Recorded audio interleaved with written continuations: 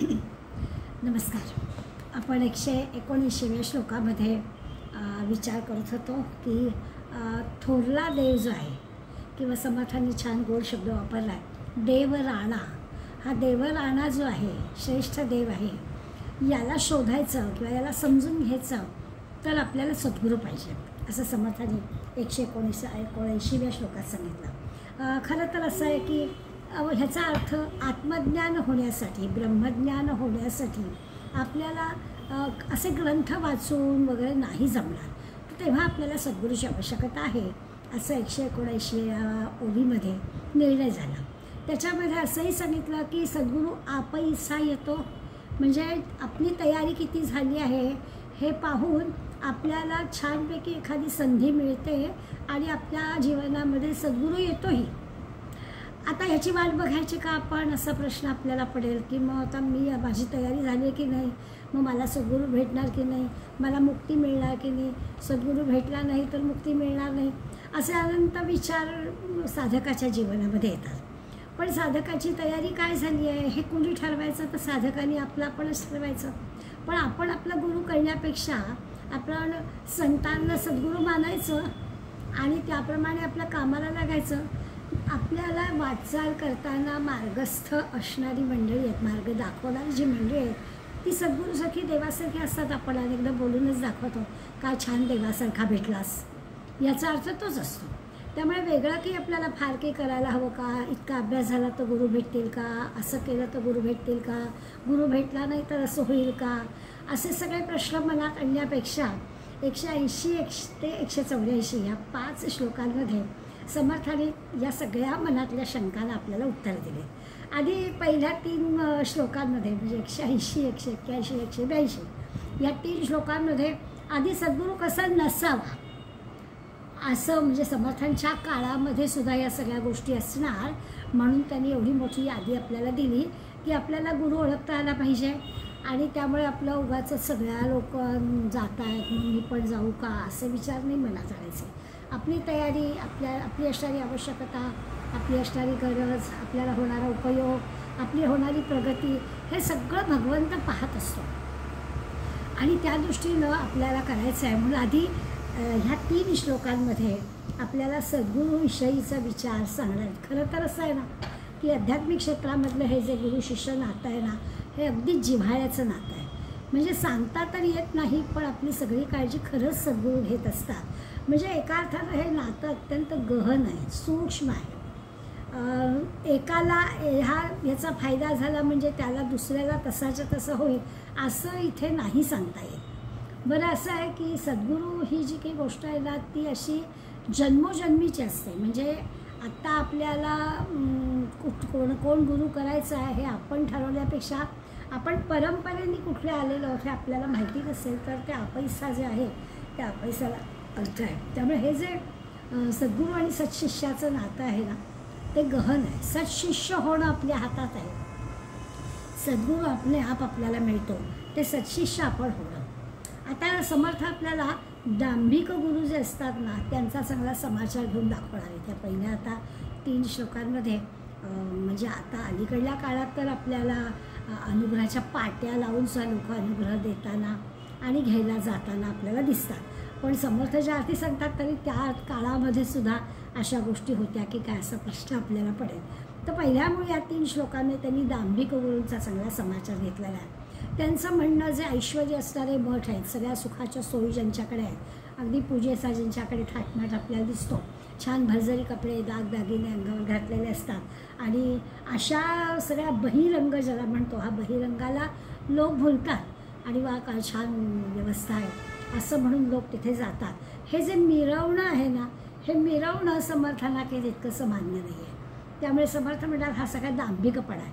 आपला संप्रदाय, आपलं मठ, या सगळ्या गोष्टी आवाच्या सवा अशा सजवून दाखवणं, ह्या अशा गोष्टी समर्थांना बिलकुल मान्य नाही आहेत असं आपल्या लक्षात येतं.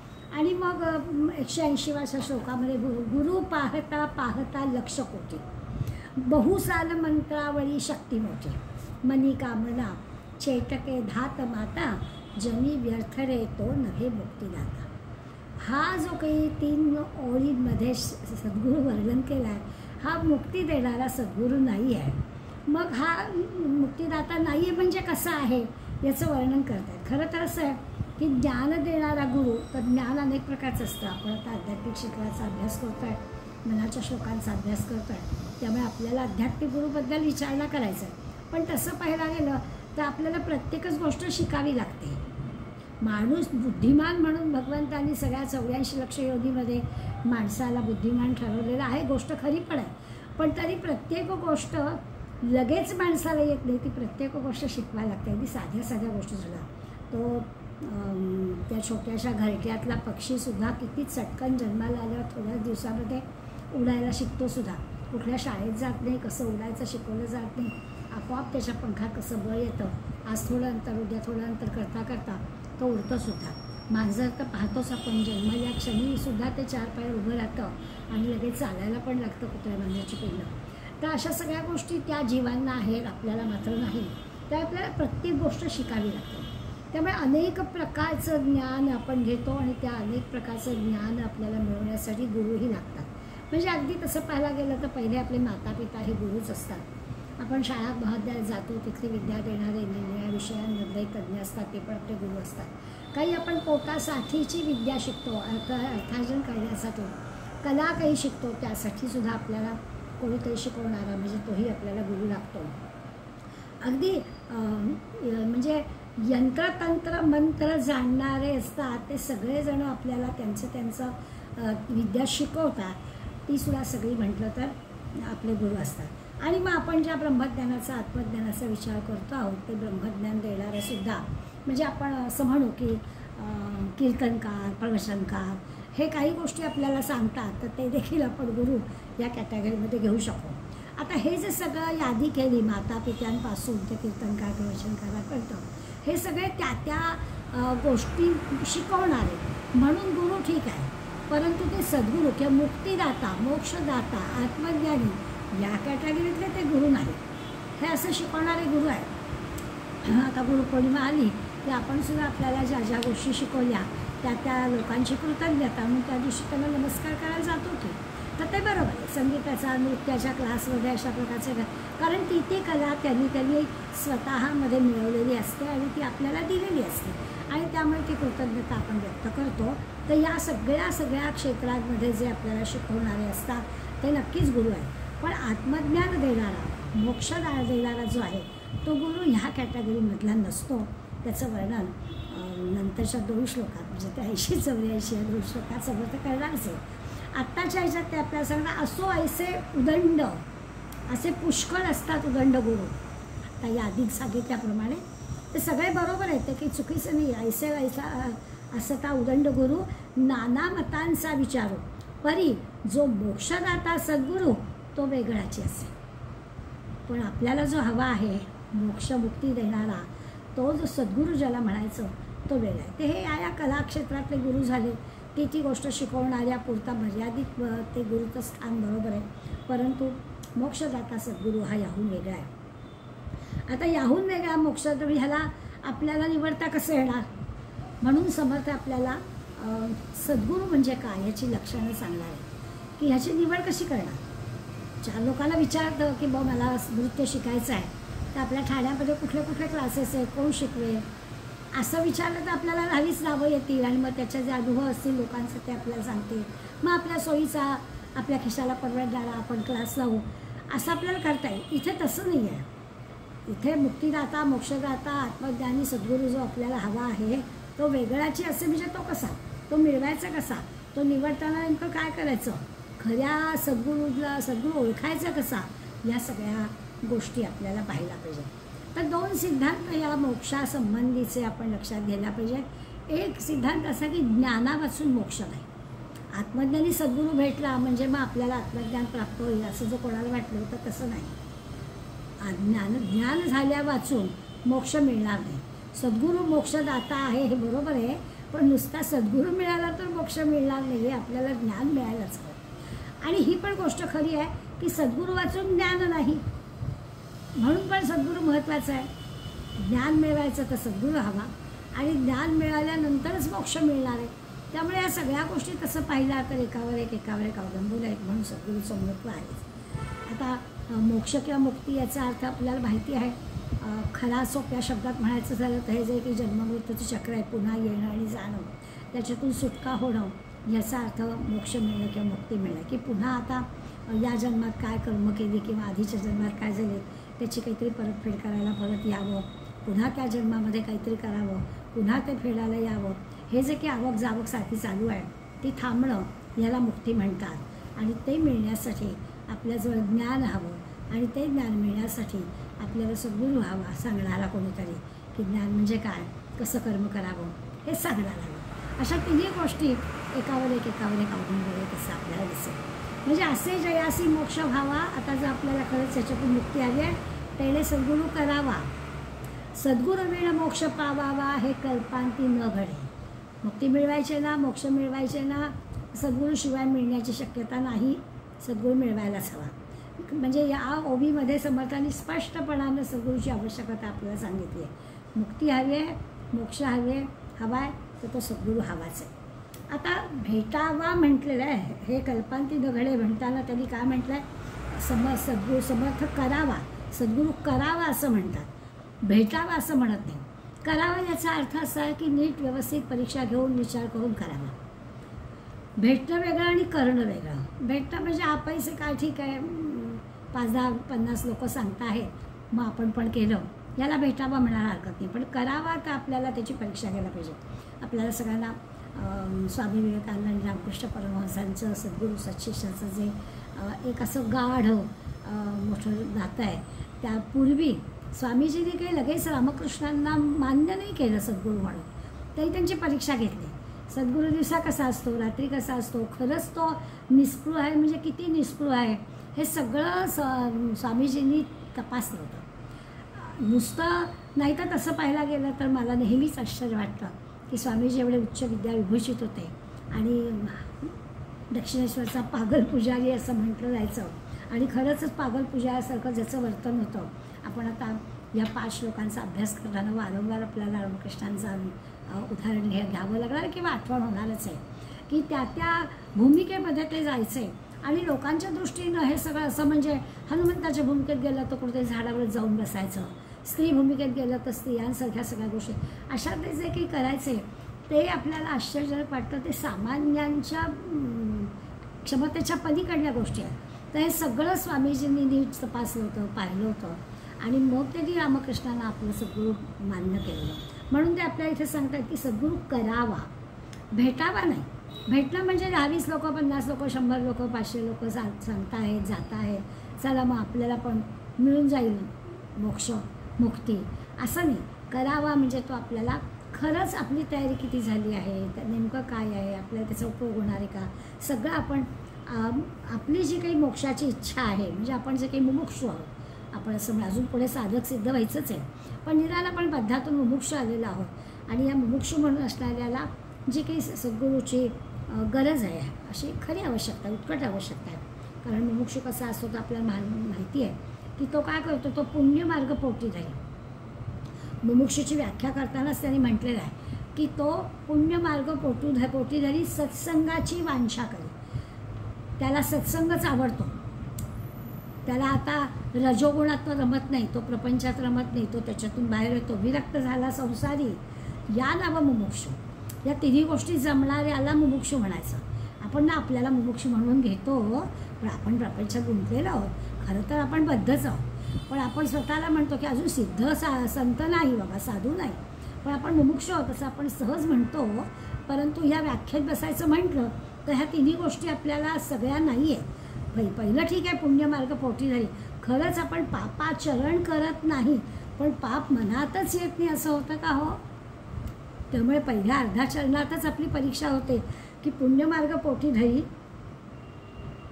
मनामध्ये आपल्याला चांगल्या मार्गाने आपण जावं. माझ्या मनात कोणाबद्दल वैर नाही, मी म्हणजे स्वतः पाप करणार नाही परंतु दुसऱ्या कोणाबद्दलसुद्धा मी वावगं बोलणार नाही असं सगळं आपल्याला वाटत असतं. पण प्रत्यक्ष कृती घडताना तसं घडतंच असं नाही.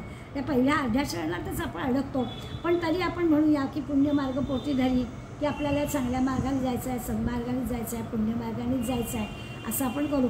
पण पुण्याच्यात आपण अडकतो. सत्संगाची वांछा करी, इच्छा सत्संगाची आहे.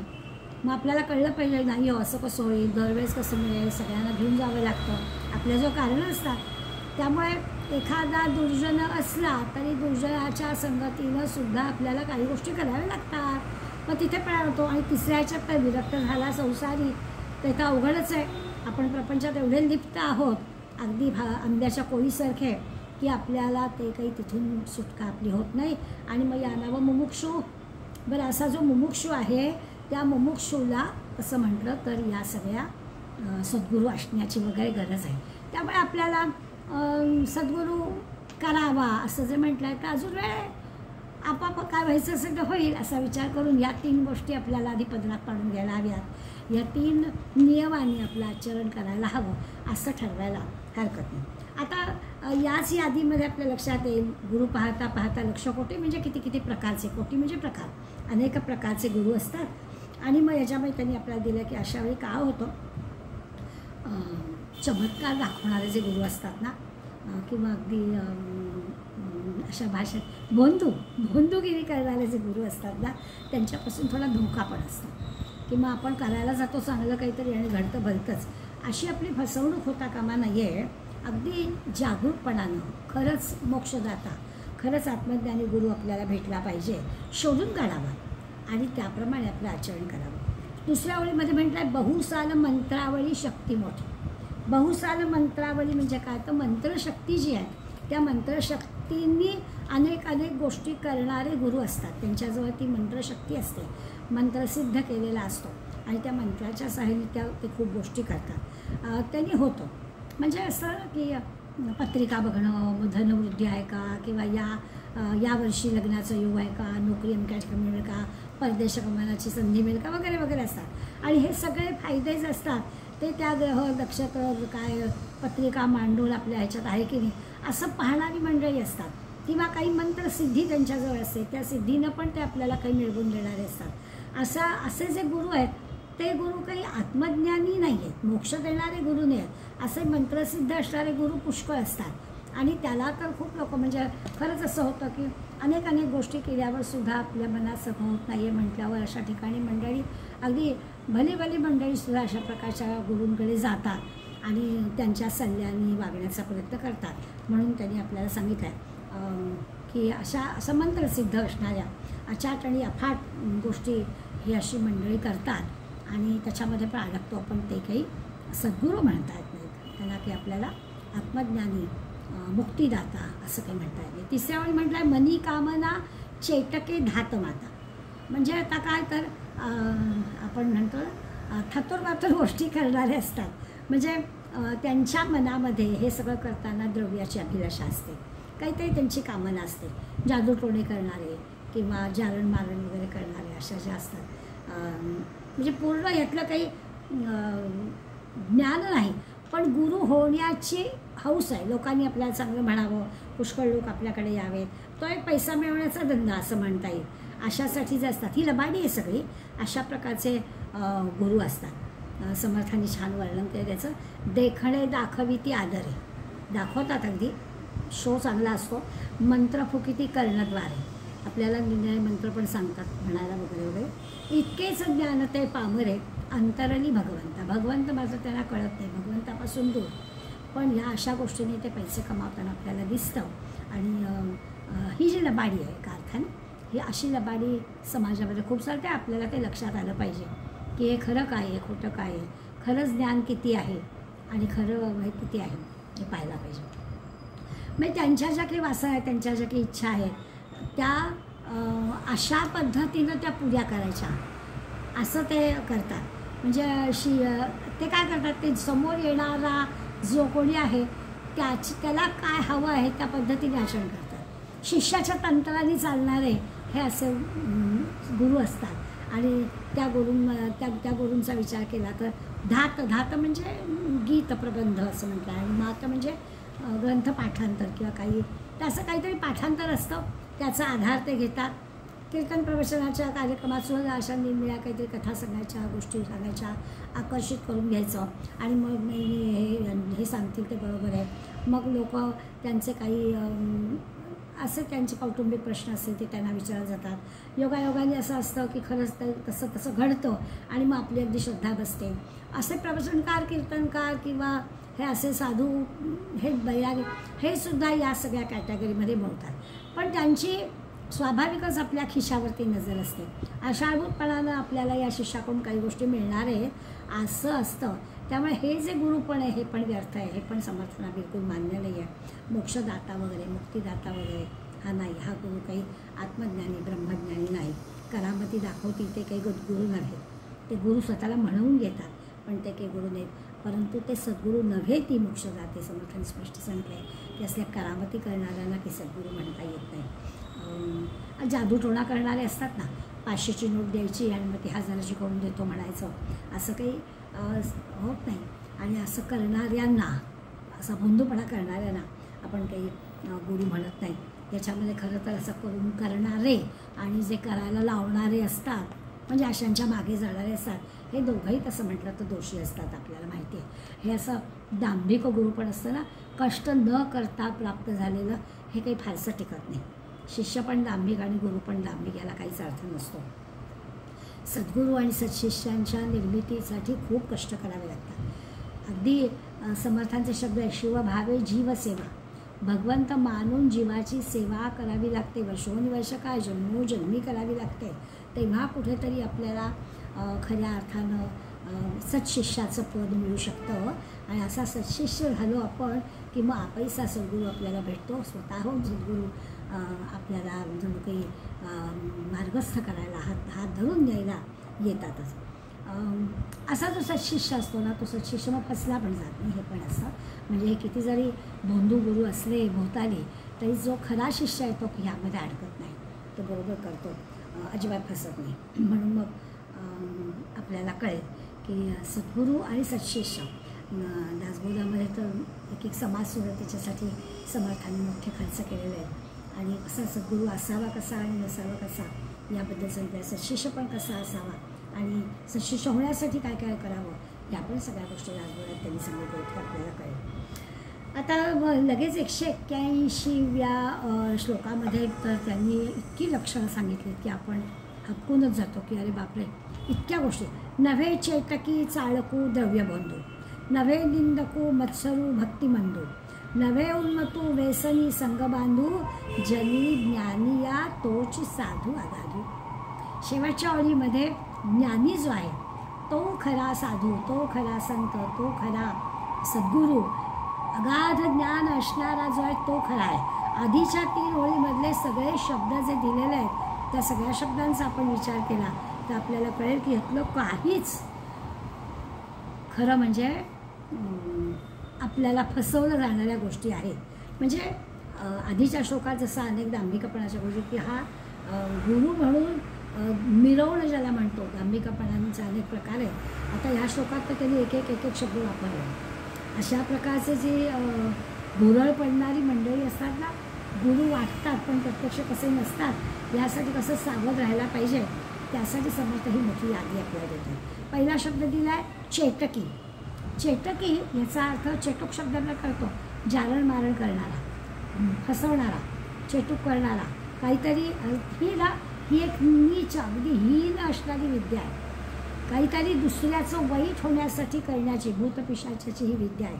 ह्याच्यासाठी तंत्रमंत्र असतात आणि ते तंत्रमंत्र शिकू, म्हणजे वाईट गोष्ट घडण्यासाठी, दुसऱ्याचं वाईट होण्यासाठी करायच्या गोष्टी या चेटूक ह्यामध्ये शिकवतात. आणि याचे पण म्हणे गुरु असतात. म्हणजे अशा वाईट गोष्टीच्या, वाईट साधनेच्या, वाईट मंत्रांच्याद्वारे अशा काही शक्ती वश करून घ्यायच्या आणि त्याच्या बळावर एखाद्याला त्रास द्यायचा, याला चेटकी असं म्हटलेलं आहे. म्हणजे याच्याजवळ खरं ज्ञानाचा काही संबंध नाही, हे काय गुरु होण्याची हौस आहे. आणि अशा प्रकारचं गुरु होऊन त्याचा काय फायदा. निरनिराळ्या काय करामती करून दाखवणं, वस्तू काढून दाखवणं, भविष्य सांगणं, भूतकाळ पण सांगायचं, म्हणजे मग ते ह्यांना फारच ज्ञान आहे असं वाटतं. लोक आपल्या जीवनात घडून गेलेल्या गोष्टी असा भराभरा सांगतात आणि आपल्याला तरी बापरे यांची माझी आजच ओळख झाली, यांना एवढं सगळं कसं माझ्या माहिती, आणि मग भविष्याचं पण सांगतात. आणि मग अशाने आपला विश्वास बसतो आणि त्या जाळ्यामध्ये आपण अडकतो. म्हणजे काही लोक ह्या अशा पद्धतीनं आपली महंती वाढवतात. समर्थांनी वर्णन काय, देखणे दाखवी ती आदरे. असं दिसायला तर फार मोठं असं दिसतं की यांना फार मोठं ज्ञान आहे. मंत्रफुकिती करणद्वारे इतकेच जाण ते पामरे. मग असे वर्णन केलं तर असा तो असतो, तो असा खरा नाही, त्याला काही अर्थ लागण होत नाही. म्हणून त्यांनी चेटकी पहिला शब्द आपल्याला सांगितला की अशापासून अगदी 2 हात दूर राहा. दुसरा शब्द वापरला चाळकू. नव्हे चेटकी, चाळकू. चाळकू याचा अर्थ पण फसवणारा, वंचना करणारा, फसवणारा. म्हणजे आपल्याला खूप मोठे की साक्षात्कार झालेले आहेत असं सांगायचं, प्रत्यक्षात तसं काही झालेलं नसतं. किंवा अगदी काही नाही तर योगमार्गातलं ज्ञान मला झालं आहे, कुंडलिनी शक्ती जागृत झाली, काय काय काय काय गोष्टी सांगता येतात. किंवा जगाच्या कल्याणाचा तुमचा कल्याणाचा मार्ग हा मलाच माहिती आहे असं सगळं आपलं तत्त्वज्ञान लोकांपर्यंत पोचवणारी काही मंडळी असतात.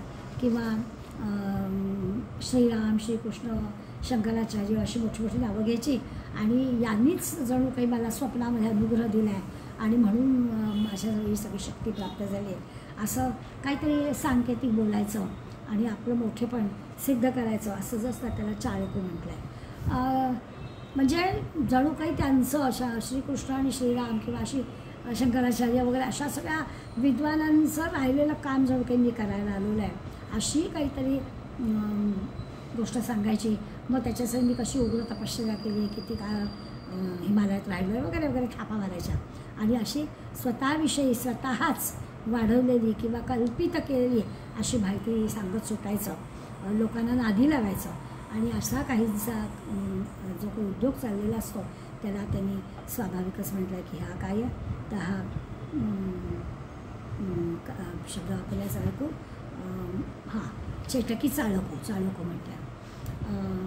हे लोक पण असेच असतात की आपले जन्म, आधीचे जन्म पण आपल्याला सांगतात.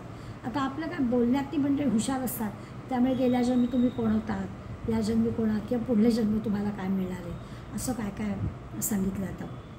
स्वतः समर्थांनी पण जणू काही ते करायचं असं. असा कोणी त्यांना भेटला की ते म्हणायचं मलाही सांगितलं आहे आणि त्याप्रमाणे त्याच्या मनातलं बरोबर काढून द्यायचे. तर असं ठकास महाटक म्हणतो ना तसं समर्थ असल्यामुळे त्यांचा भोंदूगिरीचा कारभार जो आहे तो त्यांच्यापुढे उघड व्हायचा. तिसरा शब्द ते द्रव्य भोंदू दिलाच आहे. म्हणजे भोंदूपणा करून पैसे गोळा करायचे, लोकांकडून पैसे काढणं. एखादी अडली नडलेली व्यक्ती असते, काहीतरी बिचारीला संकट आलेलं असतं आणि मग त्याचा फायदा घेऊन तिच्याकडून पैसे काढून घ्यायचं आणि काहीतरी थातूर मातूर त्याला सल्ला द्यायचा, अमुक पूजा अर्चा करा, अमुक काहीतरी करा, नागोबळी द्या वगैरे वगैरे अशा गोष्टी सांगायच्या. आणि इतका खर्च होईल तितका खर्च होईल, पण हे केलं की तुमचं काम झालंच म्हणून समजा वगैरे वगैरे. अलीकडे थोडा वेगळ्या पद्धतीने असतं, मठमंदिराचे जीर्णोद्धार करायचे म्हणून देणग्या द्या सांगतात, अमक्या ठिकाणी अमकी गोष्ट करायची आहे, महोत्सव करायचा आहे, आश्रम बांधायचा आहे, अशा निरनिळ्या गोष्टी करायच्या आहेत. आम्ही जे काही पैसे घेतो ना ते आम्ही चांगल्याच कामासाठी खर्च करतो आहे अशा पद्धतीनं वर्णन करून लोकांकडून पैसे काढायचे. अरे तुम्हाला हे चांगलं काम करायचं आहे, त्याच्यासाठी लोकांनी पैसे द्यावे, तुम्हाला कशाला द्यायचं आहे ना, ते आम्ही चांगल्या कामालाच देऊ की. पण तसं नाही, आमच्या कार्यक्रमाचं तिकीट घ्या आणि आमच्या कार्यक्रमाला तुम्ही या, हे पैसे आम्ही घेणार नाही आहोत, आम्ही अमक्या संस्थेला देणार आहोत असं सांगून फसवणारे अशा गोष्टी आपल्याकडे आता खूप घडतात. आणि आपण पण सगळेजण या गोष्टीला ना कुणी नाही, त्यांचं काम खूप चांगलं आहे, ते काही स्वतःसाठी नाही काही पैसे घेत, ते त्या अमक्या संस्थेला देतात. तर अमक्या संस्थेला द्यायचं असेल तर अमक्या संस्थेचे कार्यकर्ते बसवावेत आणि डायरेक्ट त्यांनाच सांगावं ना की तिथेच पैसे द्या, तुमची मध्यस्थी काय करायची. पण असा विचार आम्ही मंडळी करत नाही. असं आज आता समर्थांनी सांगितलं, याच्यात भर माणसांनी पाडली असं म्हणायला हरकत नाही. निरनिराळ्या तीर्थक्षेत्री जाऊन कथा करायच्या आणि तिथे लोकांना घेऊन जायचं, हे सगळं आता व्यवसाय झाल्यासारखं झालेलं आहे.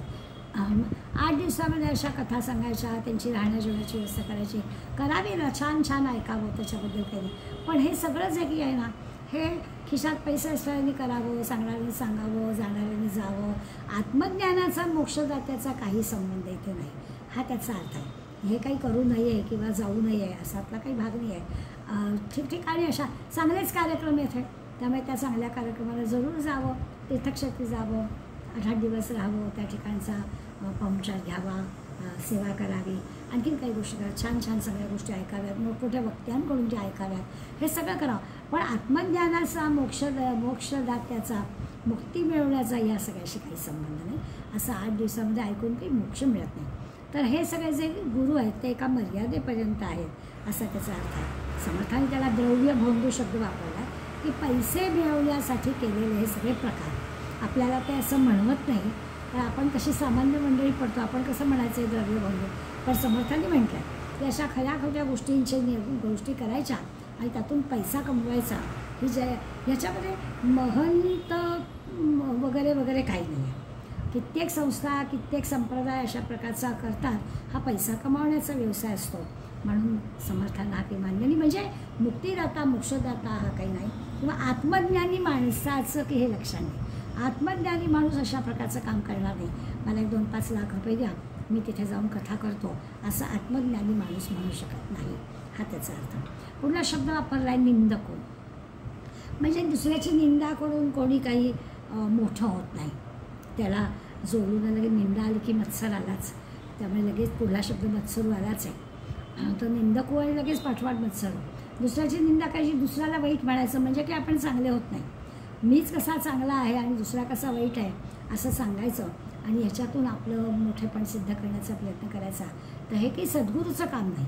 सद्गुरू कधीच कोणाची निंदा करत नाही. जो खरा सद्गुरू आहे ना, तो कधीच कोणाची उणीव काढत नाही, कोणाची निंदा करत नाही, मी मोठा असं म्हणत नाही. आत्मज्ञानी माणसाला सगळीकडे सगळा ईश्वरच आहे, तर तो कशाला असं काही म्हणेल. तर आपल्याला लगेच फरक लक्षात येईल की निंदा होते आहे. एखाद्या माणसाबद्दल वाईट बोललं जात असेल तर या ठिकाणी मुक्तिदाता, मोक्षदाता, आत्मज्ञान वगैरे वगैरे काही नाही आहे असं सहज आपल्याला कळेल. पुढे स्पर्धा असते सांप्रदायिक माणसांच्या किंवा शिष्यमंडळींच्यात एकमेकांमध्ये, मत्सर असतो. हे जिथे आलं तिथे आत्मज्ञान नाही असा त्याचा अर्थ होतो. पुन्हा शब्द मत्सरू म्हटलं की दुसऱ्याचं चांगलं पाहिलं जात नाही, दुसऱ्याचं चांगलं पाहिलं की फारच वाईट वाटतं. असा जो मत्सर वाटण्याच्या गोष्टी आहेत त्या परमार्थ मार्गातसुद्धा असे अडथळे निर्माण करणारा सर्व मोठा परमार्थ मार्गात हा फार मोठा दुर्गुण असं दिसेल. एखाद्या व्यक्तीला अनेक लोक मानत आहेत, चांगलं मानत आहेत, वंदनीय मानत आहेत. त्याच्या ठिकाणी जर त्याच्या संप्रदायात जर आपल्याला अशा गोष्टी दिसल्या, एकमेकांचा मत्सर करताना दिसल्या, तर आपल्याला वाईट वाटतं. ही स्पर्धा असते. संप्रदायामध्ये हा लहान हा मोठा असं नाही आहे. सद्गुरूचे सगळे शिष्य बिचारा त्याच्या दृष्टीत सगळे सारखे असतात. खरा जो आत्मज्ञानी सद्गुरू असतो ना, त्याच्या मनात हा कुठलाच भाव नसतो. त्याच्या दृष्टीने सगळे शिष्य सारखेच असतात. पण होतं खरं आपल्याकडे आलेल्या सगळ्या सांप्रत लोकांमध्ये मग ती पुढेच करते आहे आणि आम्हाला काही करूच देत नाही, सगळी कामं हीच करणार वगैरे वगैरे, अशा प्रकारचा फार मोठा मत्सर एकमेकांच्यामध्ये दिसतो आपल्याला. मग तिथे आपल्या लक्षात येतं की अरे हे काही खरं नाही. हा काही सद्गुरू म्हणून म्हणजे हा संप्रदाय जो आहे तिथे काय तो बिचारा खरं म्हणजे सद्गुरूंच्या बाबतीत बोलायचं झालं तर ते आत्मज्ञानी असतातही. पण आपला जो मार्ग आहे त्या मार्गामध्ये आपल्याला सगळ्यातून जायचं असतं ना, आणि म्हणून आपण तो निवडावा म्हटला आहे किंवा आपण करावा असं जे म्हटलं आहे ते अर्थ. जसं द्रव्य भोंदू म्हटलं आहे तसं भक्तिमंदू पण म्हटलं आहे. म्हणजे असं आहे की ज्ञान जसं असायला हवं ना तशी भक्ती पण असायला हवी. तो आत्मज्ञानी असायला हवा असं म्हटलं तसं भक्ती पण असायला पाहिजे.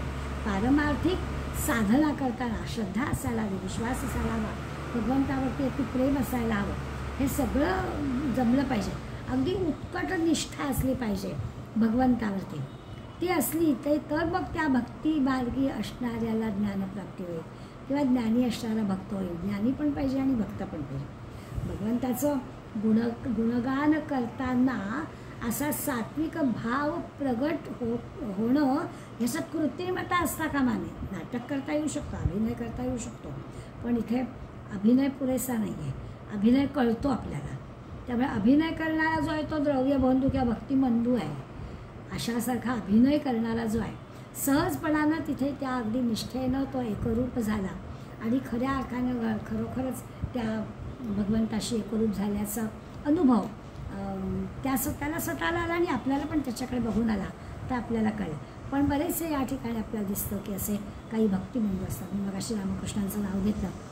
रामकृष्ण म्हणतात की हे जे सगळे ईश्वराचे नाव घेतील, म्हणजे जे भक्तिमंदू म्हटलं ना, ईश्वराचं नाव घेतील, पण ते काही खरे नव्हे. कारण बौद्धपणा असेल तर तो काही त्या ईश्वरावरची निष्ठा दाखवायला नसतो. नुसतं अभिनय करणं हे कदाचित अगदी भावविभोर होणं, आवाज, डोळ्यातनं पाणी येणं, अगदी आवाज कंठ दाटून येणं, अशा सगळ्या गोष्टी होतील. पण हे नाटक असू शकतं भक्तिमंदू असणाऱ्याचं. खऱ्या अर्थानं भगवंताशी जो पक्का चिकटलेला आहे त्याला त्याच्या बाबतीत की अभिनयाचा हा प्रश्न येणार नाही. म्हणून भक्तिमंदू पण असतं का, हे सगळं आपल्याला ओळखता आलं पाहिजे असं समर्थांचं आपल्याला सांगणं आहे. दुसरा शब्द आपला उन्मत्तो, म्हणजे अहंकारी, गर्विष्ठ, उन्मत्त झालेला, उर्मट अशा अर्थाने जो असतो त्याला पण आपल्याला ओळखता आलं पाहिजे. म्हणजे मुक्तीचा, मोक्षाचा विचार करताना मी मुक्तच आहे असं कदाचित दाखवणारा एखादा असेलही. काही वेडगळपणाच्या गोष्टी पण तो करेल, आपल्याला अशा वेडगळपणाच्या गोष्टी वाटतील. तर असं असेल तर आपल्याला ओळखता आलं पाहिजे. अहंकारी कळला पाहिजे, भोंदू कळला पाहिजे, गर्विष्ठ कळला पाहिजे, उर्मट कळला पाहिजे, मंद भक्तीचा कळला पाहिजे. सगळ्या गोष्टी आपल्याला कळल्या पाहिजे. साधना करताना साधनेच्या अंतिम टप्प्यामध्ये काही अशा श्रेष्ठ व्यक्तींशी आपला परिचय होईल, या ठिकाणी जाऊन आपल्याला कळेल. पण त्या सगळ्या व्यक्तींचं आचरण हे कसं आहे ते आपल्याला तपासायला पाहिजे. खरोखरच अगदी निस्पृहपणे, निरागसपणे त्यांचं सगळ्यांशी सारखं वर्तन असेल तर आपल्याला ते कळेल. महंतपण हे सहज आपल्या आतून आलेलं असलं पाहिजे, ते लाटलेलं असता कामा नये.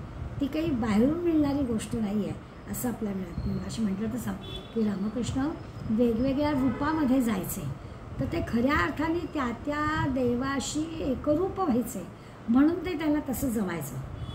हनुमंताचं रूप घेऊन या झाडावरून त्या झाडावर उड्या मारणं हे काही असं मानवी देह धारण करणाऱ्याला शक्य नव्हतं, पण ते हनुमंतच होऊन जायचे, त्यामुळे त्यांना ते जमायचं. कारण तेवढ्या वेळापुरते ते हनुमान व्हायचे. तर असं जे त्याच्याशी एकरूपता साधणं ते सर्वांना शक्य नसतं. ज्यांना शक्य आहे त्याला आपल्याला ओळखता आलं पाहिजे, हा त्याचा अर्थ. मग आपण करू शकतो. पण नाही तर सगळे असे अहंकारी, फसवणूक करणारे, उर्मट असणारे, वरवरचं सगळं करणारे अशी मंडळी असतात, त्यांना आपल्याला ओळखता आलं पाहिजे. आणखीन पुढला शब्द वापरला व्यसनी शब्द कळतो आपल्याला. आता हे सुद्धा ना व्यसन म्हणजे एखाद्या आध्यात्मिक क्षेत्रामध्ये सुद्धा जशी जशी प्रगती होते तसं काहीतरी एखादं असलं व्यसन तर काय झालं असं मानणारी मंडळी असतात. किंवा अफू, गांजा असं जे मादक गोष्टी सेवन करणं, या गोष्टी केल्या तरी त्याच्यावर फार मोठं काही चुकीचं आहे असं लोकांना वाटत नाही असं सांगणारी मंडळी पण असतात. हिमालयामध्ये आपण गेलो की आपल्याला कुठे कुठे दिसतात घातलेले असतात भगवे कपडे, पण ते गांजा ओढत असतात. मग आपल्या लक्षात आहे काय हे साधू बैरागाचा पोशाख करायचा आणि चिली मोडायची, हे करायचं. तर हे सगळे जे बोंधू कॅटेगरीमध्ये असतात त्यांचं की खरं साधना आहे, खरं काही त्या पैसे मिळवण्यासाठी अशा प्रकारचे भगवे कपडे घालून केलेले वर्तन, म्हणून हे पण ओळखता पाहिजे. आणि हे आता मी सुरुवातीला म्हटलं तसं की 350 पावण्याच्या अशी वर्षापूर्वी वर्णन केलं आहे. मग त्यावेळेला तसं होतं, आजही हे सगळं असंच आपल्याला दिसतं की म्हणून आज हल्ली भर पडली आहे असंही आपल्याला दिसेल. त्यामुळे उन्मत्त किंवा व्यसनी यांची संगत या परमार्थाच्या दृष्टीने कधी लाभदायक होणं शक्यच नाही आहे. त्यामुळे तो पण आपल्याला ओळखलं पाहिजे. काही काही गोष्टीमध्ये असतात की तो सद्गुरू झाला म्हणून त्यांनी काही अगदी कदालनच खावं का, तर असं जो गुरुजी म्हणून होते तब्येतीने चांगले होते, तर त्यांना एकाने विचारलं की त्यांना लोणी भाकरी खायला द्यायची लागायची, तर त्यांना एकाने विचारलं की तुम्ही एवढे सद्गुरू आहात आणि तुम्हाला अगदी भाकरी लोणीच लागतं असं कसं. तेव्हा ते म्हणाले सद्गुरू झाला म्हणून तो काही कडवा खात नाही काय, त्याच्यासमोर काय चांगलं आणि काय वाईट त्याला कळतं, तो आणणार नाही, हेच पाहिजे असं म्हणणार नाही, पण चांगलं वाईट कळणार नाही अशातला काही भाग नाही. त्यामुळे अशा कोणाच्या सहवासात राहायचं, कुठले गुण असायला पाहिजे, काय कुणाच्या बरोबर राहिलं तर आपल्याला लाभदायक होईल याचा विचार त्यांनी आपल्याला करायला सांगितलं. आता हे जे सगळे काही आपण 8 नावं बघितली किंवा 8 अवगुण पाहिले, चेटकी, चाळको, द्रव्यभंगू, निंदको, मत्सरू, भक्तिमंदू, उन्मत्तू आणि व्यसन, ही सगळ्या मंडळींचा विचार, यांचा जर संग झाला, यांच्या जर आपण सहवासाचा आपल्याला अधोगतीच होणार, आपलं नुकसानच होणार. त्यामुळे हे असा काही तो सद्गुरू असू शकत नाही.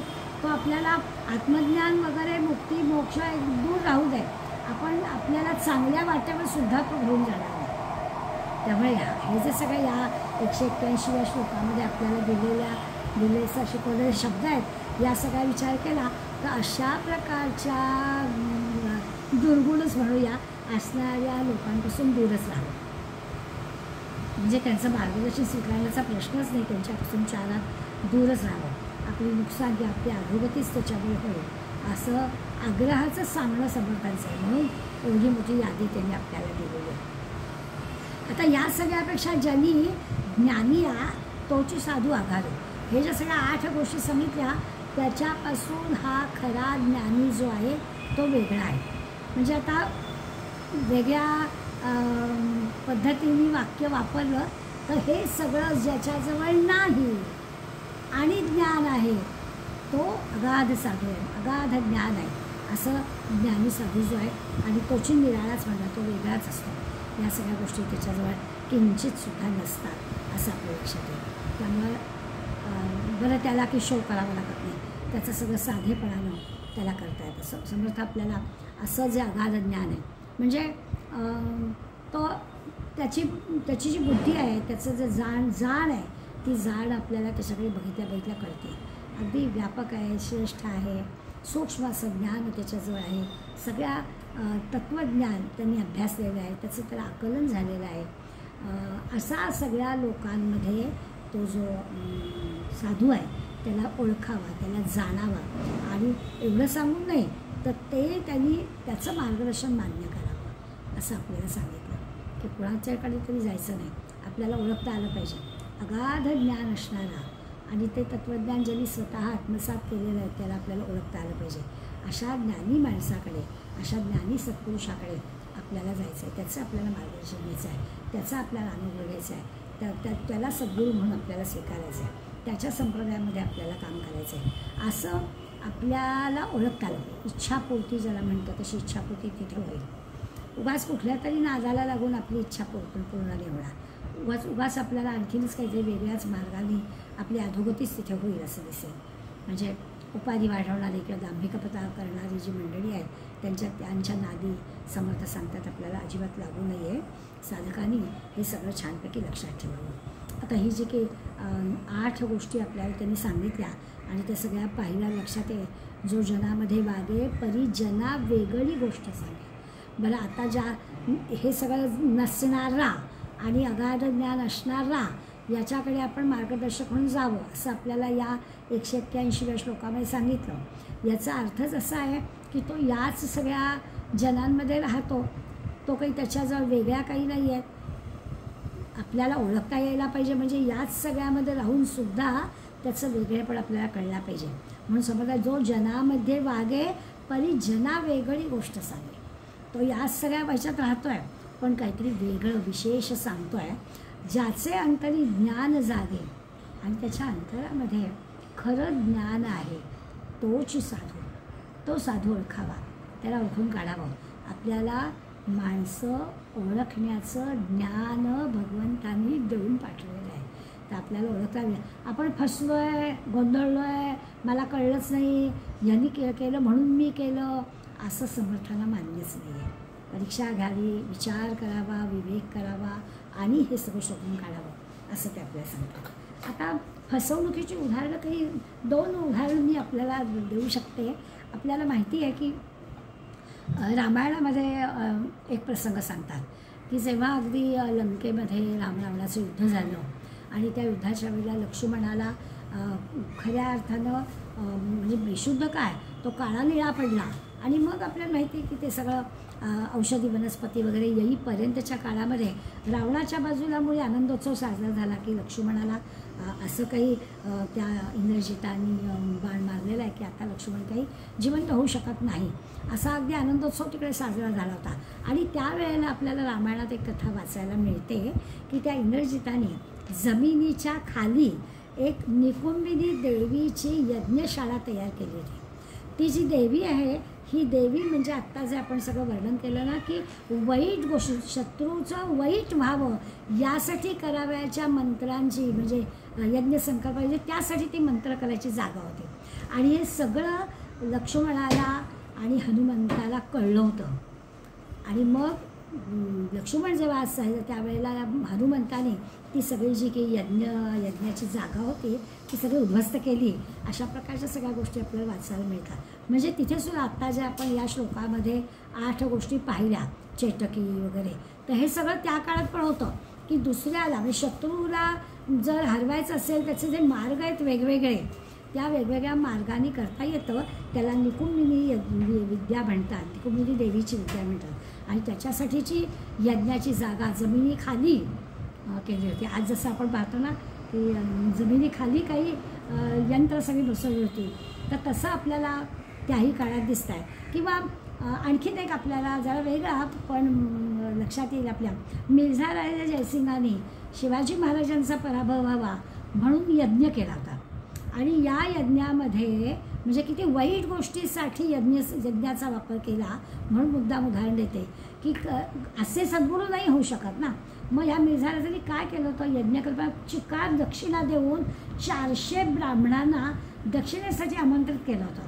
आणि अशांतर्फे यज्ञ केलं होतं. यज्ञाचं कारण काय, तर शिवाजी महाराजांचा पराभव होणं. असं दुष्टपणाने करणाऱ्या गोष्टी ज्या असतात, वाईट गोष्टी करण्यासाठी जी विद्या वापरली जाते ती विद्या ही ह्या कपट कारस्थानं किंवा आता जे समर्थांनी या 181 श्लोकामध्ये हे सगळं मांडलं आहे त्याच्यावर आपल्याला दिसेल की ही जी अशा प्रकारच्या ज्या विद्या ज्याला येतात, मंत्रविद्या, तंत्रविद्या, बोंदुगिरी, हे सगळं हे काही आत्मज्ञानाकडे नेणारं, मुक्तीकडे नेणारं, मोक्षाकडे नेणारं, सद्गुरू म्हणविणारं नाही.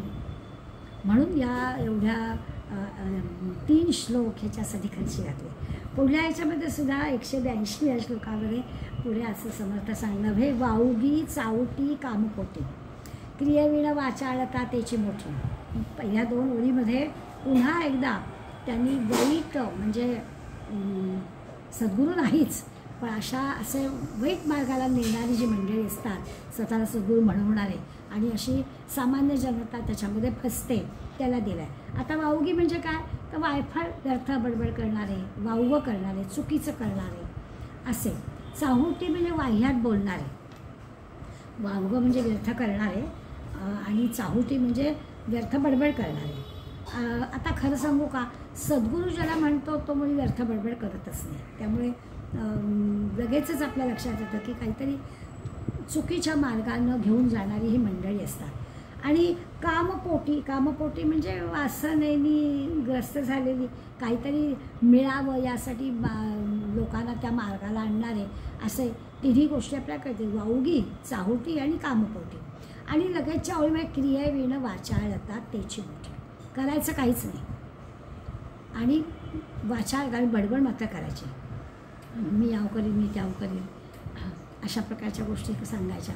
म्हणजे वरदानंद भारतीने गंमतची गोष्ट सांगितली की म्हणे इतिहासाचा शिक्षक मोठमोठ्या युद्धाच्या लढाईंच्या गोष्टी सांगत होता आणि म्हणजे गंमत म्हणून असेल, पण अशा गोष्टी सांगता सांगता म्हणे कुठल्या वर्गामध्ये असा अगदी युद्धकथेमध्ये मुलं रंगून गेलेली होती आणि पटकन वळचळून 2 मारणांचं काहीतरी भांडण झालं आणि वर्गामध्ये एकदम त्या शिक्षकांसोबत आली, तर पळताभुई थोडी झाली. तर याला काय अर्थ आहे, त्याला क्रियेविण वाचाळता म्हटलं आहे की आपण बोलताना एक बोलतो आणि प्रत्यक्ष वेळ आल्यानंतर त्या शब्दांशी आपला काहीच संबंध नसतो, असं नाही चालत. आणि नंतरच्या 2 मात्र मुखे बोलिल्यासारखे चालत आहे, म्हणजे जो आपण बोलतो आहे त्याप्रमाणे जो आचरण करतो, मना सद्गुरू तोची शोधून आहे, तो सद्गुरू तू शोधून काढ असं सांगितलं आहे. म्हणजे जवळजवळ 10 ओळी सद्गुरू कसा नसतावा किंवा हे अशा प्रकारचा सगळा बाजार भरलेला आहे, या बाजारामध्ये आपल्याला ओळखता आलं पाहिजे हे आपल्याला त्यांनी सांगितलं. आता याचा विचार करायचा झाला तर खरंच आहे, सद्गुरूपाशी ह्या 10 ओळीत सांगितलेले जे दोष आहेत ते कुठलेच नसतात, कुठलाच नाही. जो आत्मज्ञानी आहे तो आत्मज्ञानी कसा असतो ते आपल्याला लगेच 83 आणि 84 या 2 श्लोकामध्ये समर्थ सद्गुरूची लक्षणं सांगणारच आहे, किंवा दासबोधामधला सद्गुरू लक्षण समास आपण वाचला तर आपल्याला कळणारच आहे. त्यामुळे हे कुठलेच दुर्गुण या सद्गुरूपाशी नसतात, तो खऱ्या अर्थानं आत्मज्ञानी असतो. आता ह्याच्यात ज्या 2 ओळीमध्ये ते सांगितलं आहे की याचा अर्थच असा आहे की जो सद्गुरू तो बोलतो तसं वागणार असला पाहिजे, तो जे सांगतो आहे तसं आचरण त्याला करता आलं पाहिजे. आणि म्हणून मगाशी मला गुरुला तपासला पाहिजे, आणि तपासताना म्हणजे खरंच सद्गुरू हा 100 नंबरी सोनं आहे असं पक्क आपल्याला वाटलं पाहिजे. पूर्णपणानं ज्याला समर्पण म्हणतो तसं समर्पण त्यांच्या कृतीमध्ये आपल्याला दिसलं पाहिजे. कुठेही आपल्याला स्वार्थाचा किंचितचा सुद्धा लेश त्यांच्या तिथे असता कामा नये. कुठल्या काही तर्क करत बसणं असं त्यांना होणार नाही. कुठल्याही प्रकारचे म्हणजे असं पाहिजे असेल तर असं आता हे करायचं की वेळ लागेल कदाचित, पण अशा प्रकारचं सद्गुरूचं पद कुठे आहे ते शोधावं, शांतपणे तपासावं. असं आहे की शिवाजी महाराजसुद्धा तुकाराम महाराजांकडे गेले आणि जे पाहिलं त्यांनीच त्याला असं वाटलं की अरे ह्यांच्याजवळ ही जी एवढी निस्पृहता आहे, ही निस्पृहता म्हणजे खरोखरच हेच सद्गुरू आपले. आणि आपल्याला प्रसंग माहिती आहे सगळ्यांना, जेव्हा तोरणा किल्ला घेतला शिवाजी महाराजांनी पहिलाच, म्हणजे जणू काही स्वराज्याचं तोरणच बांधलं आणि त्याच वेळेला तिकडे शहाजीराजांना अटक केलं गेलं. त्यामुळे आता काय करायचं, सगळंच ठप्प झालं ना. सुराज्याचं काम करायचं, पण पहिल्या सुरुवातीलाच एवढा मोठा दगाफटका बसला की सुरुवात केली आणि महाराजांच्या म्हणजे शहाजीच्या अटक झालं. तेव्हा जरा मोठमोठ्या संत मंडळींचे आशीर्वाद आपल्या मुलाला घ्यावेत म्हणून शिवाजी महाराज तुकाराम महाराजांना भेटायला गेले होते. त्यावेळच्या पद्धतीप्रमाणे अशा तबकामध्ये काही मोहरा घेतल्या होत्या छानपैकीवरती, त्याच्यावरती रुमाल टाकला होता आणि लहान आहे शिवाजी महाराज आणि 9-10 वर्षाचा हा मुलगा तुकाराम महाराजांपुढे गेला आणि पाहिलं तरी की असे तुकाराम महाराज बसले, विठ्ठल विठ्ठल विठ्ठल, अगदी दंग झालेले भगवंताच्या. ते सभोवताली लोकं बसले, ती लोकं पण दंग आहेत आणि त्यांनी त्या मोहरांचं ताट समोर ठेवलं आणि हे धन आम्हा समृत्तिके समान असं तुकाराम महाराज म्हणाले आणि दोन्ही हातांनी अशा त्यांनी मोहरा उधळून लावल्या लोकांच्याकडे. ही जी निस्पृहता ह्या लहानग्या शोभांनी पाहिली मात्र ते शरण गेले आणि मग त्यांच्या लक्षात आलं की आपण पण असाच आनंद घ्यावा, भगवंत चरणी आपण पण राहावं. म्हणजे कशाला देश आणि कारण आणि एवढं युद्ध आणि हे सगळं, त्यापेक्षा विठ्ठल विठ्ठल नामात राहावं. परंतु तुकाराम महाराजांनी शिवाजी महाराज सांगितलं की नाही, तुमचं काम ज्या कामासाठी तुम्ही जन्म घेतलेला आहे ते काम तुम्हाला करायचं आहे. तुमचे गुरु पण वेगळे आहेत, सद्गुरू समर्थांची सगळी माहिती त्या शिवाजी महाराजांनी ते दिली. असं सगळं आपण दोन्ही चरित्रामध्ये हे सगळं वाचतो. याचा अर्थच असा आहे की आपली फसगत होता कामा नये. आपल्याला नेमकं काय साधायचं आहे, ते आपलं कुठे साधलं जाईल हे आपल्याला कळलंच पाहिजे आणि कुठेच आपण गेलं पाहिजे. हा त्याचा अर्थ. नुसतं आपलं लव ॲट फर्स्ट साईट म्हणतात ना, तसं सद्गुरूच्या बाबतीत होऊन नाही चालेल. बघितलं आणि लगेच अरे वा मी पण आता इथेच असा अनुभव घेते आणि मला पण अध्याय करावं असं नाही होऊ शकत. वेळ लागला तरी चालेल, पण आपण त्या बाबतीमध्ये फार चोखंदळ राहिलं पाहिजे, फार चौकस राहिलं पाहिजे असं दिसेल. खूप विचार करावा. गुरु करणं ही काही अशी साधी गोष्ट आणि खूप विचार करून प्रत्येक गोष्ट करायला लागते. लगेच अनुग्रह घेण्याचं काही कारण नसतं. खूप साधना करावी, जप करावा, आपल्याला जे काही सांगितलं जाईल ते आपल्याकडनं होईल ना याचा विचार करावा, संतांना गुरु मानावं, संत ग्रंथांना गुरु मानावं, अशा सगळ्या गोष्टी आपल्याला करता येईल. उगीच काहीतरी इतरांच्या नादानी करण्यापेक्षा आपण संतांना गुरु मानावं, म्हणजे मग सद्गुरू पैसा काय ते आपल्याला कळेल. आणखीन एक शब्द आपले की शाब्दे निष्णात लागतोच. म्हणजे हा जो सद्गुरू आहे ना त्याचं बोलणं तर अत्यंत हुशारीचं असतंच. म्हणजे ते थोडं बोलतात पण ते बरोबर आपल्याला कळतं. पण नुसतं शब्दाने नाही तर परेमध्ये पण निष्णात हवं. परेमध्ये म्हणजे काय तर परापश्यंती मध्यम वैखरीमधल्या परा या वाणीशी आपले विचार असतात आणि म्हणून ते परेमध्ये सुद्धा निष्णात असले पाहिजे. म्हणजे विचार पण त्यांचे असे शुद्ध सात्विक विवेकी असले पाहिजे. त्याला साक्षात्कारी तत्वानुभवी असं सद्गुरू म्हणायचं. वरवरचं नाही असता कामा, परेपासूनच त्यांचा हे असलं पाहिजे. आणि म्हणून मग निस्पृहता पाहिजे, संयम पाहिजे, तितिक्षा पाहिजे, श्रद्धा पाहिजे, विश्वास पाहिजे, विवेक पाहिजे. अशा सगळ्या गोष्टी या सद्गुरूच्या ठाई असल्या पाहिजे. तर सोपं हे नाही आहे असे हे सगळे गुण जिथे आहेत. आता हे सगळे आचरणाचे गुण आहेत, नुसते काही गुण नाहीत किंवा एकदा कळलं आपल्याला आणि तसं नाही. हे आचरणाचं करत असल्यामुळे भक्ती ज्ञान वैराग्य सांगणं सोपं असतं, प्रवचन करता येणं सोपं असतं. हे प्रवचन करणं मिळालं आणि ते सगळे प्रत्यक्ष आचरणात आणणं ही आणखी गोष्टी वेगळ्या. दिसणारं आणि आचरणात आणलं, सांगणं आणि आचरणात आणलं, याच्यामधला फरक आपल्या लक्षात घेतला तर कळेल. नेहमी आपल्याला उदाहरण दिलं जातं गौतम बुद्धांचं की म्हणजे वासनांचा त्याग असा जर विचार केला तर तो शिष्य म्हणतो की सगळ्या कामनांचा त्याग करणं म्हणजे सगळ्याच याचा त्याग करायलाच हवा का, त्याची काय आवश्यकता आहे, काही गैर वागत नाही आहे असं केलं की झालं. तेव्हा त्यांनी सांगितलं नाही. जसं असतं ना की एखाद्या मातीच्या ह्याला बारीकसं जरी छिद्र पडलं तरी ते थेंबे सगळं गळून जातं. तसं एक जरी किंचितसं जरी वासना तुमची शिल्लक राहिली तरी त्याच्यातून सगळे गुण एक करून जातात. म्हणून ते आपल्याला सांगतात की काहीच नाही, काही शिल्लक आहे, कुठल्याच प्रकारची वासना तिथे असतं कामा नये. इतकी सत्वशीलता जर असेल तर ते ज्ञान टिकेल, नाही तर नाही टिकणार. म्हणून तरी आपल्याला आधी निस्पृह असलं पाहिजे, अत्यंत संयमी असलं पाहिजे, अत्यंत तितिक्षा, भक्ती, ज्ञान, वैराग्य असं इतकं पक्कं असलं पाहिजे, विवेक असला पाहिजे, मनापासून हे सगळं ओळखता आलं पाहिजे. बरं नुसतं सांगण्यात नाही, आचरणात आणलं पाहिजे. असं जर असेल तर त्याला सद्गुरू म्हणता येईल. पूर्णपणानं निस्पृहता आणि सर्व प्रकारच्या वासनांचा त्याग ज्याला करता येतो त्यालाही कळेल. नाही विरक्ते विचार शोधावा, विरक्ती पण हवी आणि विवेक विचार पण असायला पाहिजे. म्हणजे आपल्याला सगळ्यांना गोष्टी माहीत. देवळामध्ये बाहेरच्या बाजूला कासव असतं.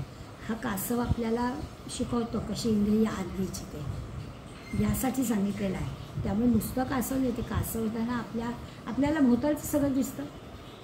म्हणजे गमतीचं असलं तरी मंदिरात गेल्यानंतर सुद्धा आजूबाजूला काय चाललं आहे, कोण देवीला साडीची ओटी भरताय, कोण काय करताय, इकडे पण तुझं लक्ष असतं. आलेले जे कोणी आहेत भक्तगण, ती मंडळी कोण आहेत, हा रोज येतो का, हा आजच उगवला वाटतं, किती गोष्टी, काय करायचं आहे. विरक्ते विचार शोधावा असं ते सांगतात. त्यामुळे देवळामधल्या कासवाचं काय येतं, तो इंद्रिय आत घेतो. तशी आपल्याला इंद्रिय आत घेता येतात का, ह्या सगळ्या बाहेरच्या गोष्टी आपल्याला कमी करता येतात का, तर आपल्याला ते हे ओळखता पण येईल. एकदम नाही ओळखता येणार. सद्गुरू ओळखलं की सोपी गोष्ट नाही आहे. सन्मार्ग, सत्वगुण यासाठी आपलं स्वतःचे चिंतन असायला पाहिजे, आपली उपासना असायला पाहिजे, आपली साधना असायला पाहिजे, आणि सत्कर्म असायला पाहिजे महत्त्वाचं. त्याच्या आधारे आपल्याला करता येईल. म्हणून विरक्ते भक्ती शोधावी, विवेक करावा, विरक्त परमदक्ष असावा. किती दिसतो विरक्त नाही तर विरक्ताच्या बरोबरीने या सगळ्या गोष्टी आपोआप अंतर साक्षी होतो माणूस. म्हणजे आत बरोबर कळतं काय चाललं ते. आणि मग विरक्ते ओढावा परमार्थाचा काही पक्षी, बरोबर परमार्थाचा पक्षाकडे जो येतो. विरक्त झाल्याशिवाय या सगळ्या गोष्टी येणारच आहे. असं विरक्त व्हायचं, आपोआपच आपल्याला आपैसा सद्गुरू म्हणजे काय आहे ते आपल्याला आपोआपच कळेल असं त्याचा अर्थ. खऱ्या अर्थाने आपल्याला कळेल की अलीकडल्या काळामध्ये वरदानंद भारती किंवा गुरुदेव रानडे किंवा माधवानंद, स्वरूपानंद अशी जी मंडळी आहे, या सगळ्या मंडळींनी आपल्याला पुराव्यानिशी 3 गोष्टी दाखवल्यात. शरीर, मन आणि बुद्धी या सगळ्यांचा सांभाळ करावा लागतो. देह पण सांभाळायला लागतोच, कारण देहाकडून आपल्याला सगळ्या गोष्टी करायच्या. शरीर म्हणजे मानवी देह मिळाला आहे म्हणून आपण हे सगळं करू शकतो, ते सांभाळायला लागतं. मन सांभाळायला लागतं आणि बुद्धी पण सांभाळते. ह्या तिन्ही गोष्टीचं सांभाळायचं, संगोपन करायचं, संवर्धन करायचं. तेव्हा मग आपल्याला परमार्थ वाढवता येते. बरं, हे थोडं नाही, जन्मभर एकच विषय. सोनोपंत दांडेकरांनी ज्ञानेश्वरी हा एकच विषय काय सांगितलं ज्ञानेश्वरीने, पण ह्या तिन्ही गोष्टी केल्या म्हणून एवढं मोठं काम झालं. कधी आपल्याला वाटतं की नाही की आपल्याला पण 24 तास असतात, यांना पण 24 तासच असतात, कसं काय यांच्याकडून एवढं सगळं लिखाण होऊ शकतं किंवा काय. तर त्याचा ध्यास घेतलेला असतो म्हणून ते होतं. देह, मन, बुद्धी ही सगळीच्या सगळी तिकडेच लावायची आहे. अन्य कुठल्या गोष्टींमध्ये वेळ वाया त्यांचं जातच नाही. हे सगळं जेव्हा जमायला लागेल तेव्हा मग आपल्याला कळेल की हे पहिल्या ज्या 8 गोष्टी दिल्या किंवा 3 श्लोक आपण आता पाहिले, त्या 3 श्लोकामधल्या 4 ते 12 ओळीमधल्या 10 ओळी हा सद्गुरू कुणाला म्हणू नये यासाठी खर्च केला. म्हणजे जणू काही दुर्गुणच सांगितले. आता हे सगळे दुर्गुण सद्गुरूचे सांगितले असं आपण म्हणतो आहे, त्याच्यापेक्षा आपल्या लक्षात येईल की हे आपल्याला ओळखता यायला हवे असते. तर आपल्याला काय ज्ञान असायला पाहिजे, आपल्या जो कोणते गुण असायला पाहिजेत, म्हणजे आपल्याला काय की हे बरोबर नाही आहे, हे बरोबर नाही आहे, हे बरोबर नाही आहे, इथे काहीतरी गडबड वाटते हां, असं आपल्याला कळेल. आणि ह्या 10 ओळींचा अर्थ आहे. आणि नंतरच्या 2 ओळीमध्ये मात्र जो आहे, बोलण्या सारिखे चालत आहे, मुखे बोलिया सारिखे चालत आहे, आणि मना सद्गुरू तोची शोधून पाहिजे. बरं, आपल्याला सांगितलं आहे, सत्शिष्याला सांगितलं आहे की शिष्या म्हणजे हे मनाने तू सद्गुरू शोध. ह्या कुठल्या 10मध्ये तो बसत नाही ना, या 10 ओळीत वर्णन केलं आहे, ह्याच्यातलं तिथे काही नाही आहे ना, ते नाही आहे म्हणजे मग तुला सद्गुरू कळेल. ते काय आहे हे पुढल्या 2 श्लोकांमध्ये समर्थ सांगणार आहे. सत्शिष्य कसा, सद्गुरू कसा असतो, कोणते गुण कोणत्या क्वालिटीज त्याच्याजवळ असतात, ते आपण पुढल्या वेळेला पाहूया.